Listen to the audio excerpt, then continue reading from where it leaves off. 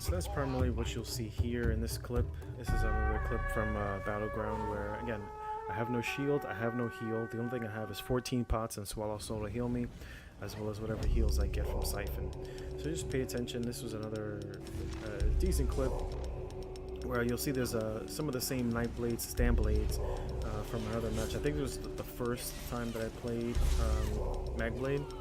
And so you'll see that guy right there, just actually, no, it's DK. There's 2 Nightblades. There's 2 on purple, and I believe there's 2 on. You see him right there. He's right there. He just kept close to the that Warden. That was the same Nightblade I was telling you about before, the one that spams the arrow spray. You'll see him. Here's the other one on green. And you'll see often the dodge roll cloak. It provides huge amounts of mitigation. So just watch this clip. You'll see all of the misses from my cloaks will be on the left-hand side. There's a trade-off. I think it's with this Nightblade, with this DK later on. And you'll see this DK literally does everything that he could. He does AoEs, tries to stay on top of me, places all of his dots on me, and I end up securing the kill on this particular player. He ends up, I would say, outplaying me. I'm not playing very well. It's my first time playing a Nightblade, playing a Magblade. I'm not even keeping my buffs up really well. And you'll see a lot of the damage is mitigated just because, 1, he can't target me. 2, because whenever he puts a dot on me, I mitigate it via cloak. And 3, because he doesn't know when I'm coming and which direction I'm coming from. And so that allows for a lot of damage mitigation, which is the primary problem with cloak. It's not the damage that comes out of Nightblades, even the debuff, the heal debuff from their ultimate. It's primarily the damage mitigation from cloak. And it's exacerbated on Stand-Blades. It's primarily why you see more Stand-Blades than Magblades, is because they can utilize most of the, if not all of their magic pool for cloak. And dodge roll is very strong. You can dodge roll cloak, a lot of abilities, and because you gain the speed from the bow, that gives you a lot of mobility that the Magblade does not have. So feel free to watch this clip. Let me know what you think.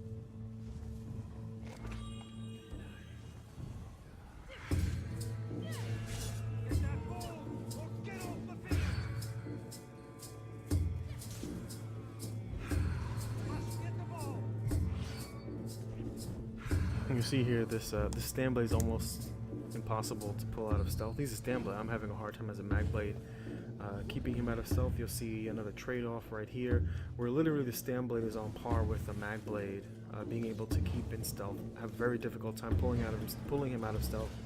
Waste a lot of magic dropping blockade of fire trying to pull him out of stealth. So just pay attention. Boom, he goes into stealth. I drop another blockade. He goes right back into stealth. Drop another blockade, goes right back into stealth. This is all wasted resources, literally just to pull this guy out of stealth. Same thing with this character right here. Almost get him down really low. He's a Stand-Blade, boom, goes right back into stealth. Impossible to PvP like this. You're literally watching your opponent weave in and out of invisibility from your screen. The concept that you're supposed to use AoEs, and this is primarily where the dual wield meta came from, was because you have an AoE execute. It's not that expensive to utilize. That's the primary problem, is that you can't always work with AoEs. AoEs are very expensive. Even on a light armor build, to drop blockade, it's like a little over 3k magicka. So it's very expensive in a no CP BG, where you're lucky if you're pulling, maybe 30k magicka. You're literally wasting a shit ton of magicka just to try to pull this person out of stealth. It really doesn't work all that well, because you're literally pulling, he goes right back into stealth the moment you pull him out, or he'll just dodge roll cloak. And you'll see here I'm fighting this magicka DK. You'll see the I have no heal, I have no shield. And I think, in my opinion, I get outplayed. I get really low, I get down to 1.5k, and I literally come back only because of my HP regen on this build. And so pay attention to this fight. This is a classic example of why, in my opinion, the mitigation that you get from cloak is the real issue. It's the real problem that needs to be addressed in the game.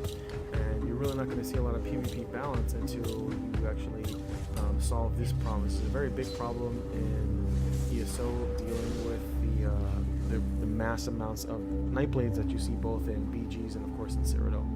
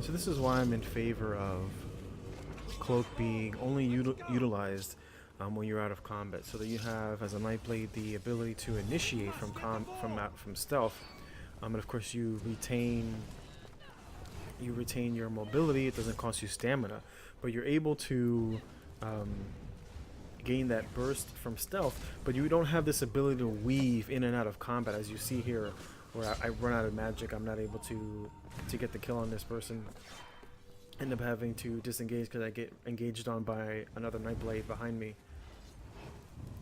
But this is the primary problem, that things that people will have a hard time with.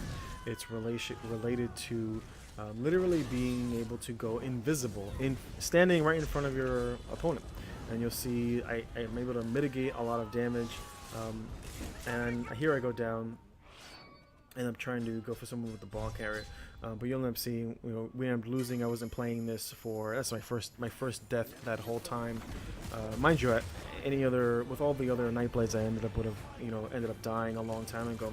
But you see, this is a primary example of what I was talking about, is where people are able to weave in and out of combat. It makes, it literally just eats up your resources trying to fight someone that has the ability to go in and out from stealth. And of course, it's only exacerbated by the amount of burst that a Nightblade can pull off. And of course, all of this is done from stealth. From stealth, you gain, 10% more weapon and spell damage. You gain the critical from stealth. You gain the stun from stealth. It's just a plethora of buffs that you get when a Nightblade presses that one button. Once you press that cloak button, you're able to utilize so much. There you go. See, a player that would have been killed, that's a second cloak, third cloak, almost impossible to catch a Stamblade. And it shouldn't be that way. You shouldn't be able to utilize that amount of damage mitigation on a class that is primarily designed to be a very, very bursty class. The only reason that people say that Nightblades are so weak is because that's how they, or that they are very squishy, is because that's how they build them. They build them for the most amount of burst that they can put with a good amount of sustain, and then they just utilize cloak the moment they get into trouble. And that's the primary problem with the class. Primary problem with the ability is that it offers far too much damage mitigation in the game. I'm hoping that it will eventually be changed or be addressed. I know they have new combat developers that are put in position now, and this is the primary thing. It's not that cloak needs to be nerfed. It's that it needs to be reworked so that you can only cloak the moment you either gain a kill with an assassin ability, or if you're out of combat. If you're able to disengage and get out of combat, of course they would have to fix that in combat bug. But the moment you're able to go back into, you're able to come out of combat, you're able to utilize it. I would make cloak a toggle, and the moment you engage in combat, you're not allowed to go back into cloak unless you kill somebody with an assassination ability. You just rework the assassination passive to no longer give you the regen, because Nightblades have so much built-in regen, they don't need that passive. What I would do is I would utilize that passive when you kill someone, the same one, the one that does when you kill someone within 2 seconds, it provides you back with either magic or stamina based on whichever pool is higher. I would just turn that one into a passive that says when you kill someone within 2 seconds of using an assassin ability, it puts you back into cloak automatically. Kind of like the CP passive. When you kill someone with a heavy attack, it automatically cloaks you. That's exactly what I would do with that passive. When you kill someone with an assassin ability, it automatically puts you back into cloak, and then you're allowed to utilize your toggle again to keep you into cloak. And of course, you don't have to waste your stamina crouching or wasting your magic to utilize the ability to keep spamming it, but you're only allowed to utilize it just for that initial burst, and that's it. Feel free to like, comment, and subscribe. Let me know what your opinion is for this particular build that I was running. This is even a finished build. I'm actually only running one 5-piece, and I have 2 1-pieces for the helms. I have all the wrong traits. The only thing that I do have is the 5-piece that I crafted, which is my weapons and my jewelry, and then I have like a mosh posh of the rest of my gear that I'm basically using. But I sit roughly around 3.1k maxed out spell damage. I think it's 3.1, 3.2 with the glyph. I'm sitting just at 2200 without major sorcery, and of course I have what I think like 30 something or almost 40% critical on this. Of course I have 1900 magic recovery unbuffed, as well as about 1700 and about 870 stam recovery. Of course that's without a pot. So yeah, I'll be playing a little bit more of this. I'm going to keep trying to get a lot more clips. But I'm hoping that someone will see this, and of course, make a big, we'll make a big push to kind of get this ability changed so that we can actually start addressing the meta and of course the things that are broken. I am a major advocate for removing all proc sets from PvP. I think they're terrible. I think just to start balancing PvP, you have to remove proc sets at the very least from no CP battlegrounds, where you can actually have some form of competitive play, leaderboards, MMR, etc. Feel free to leave a comment, and I'll be back with some more content. Thanks for watching. Feel free to like, comment, and subscribe.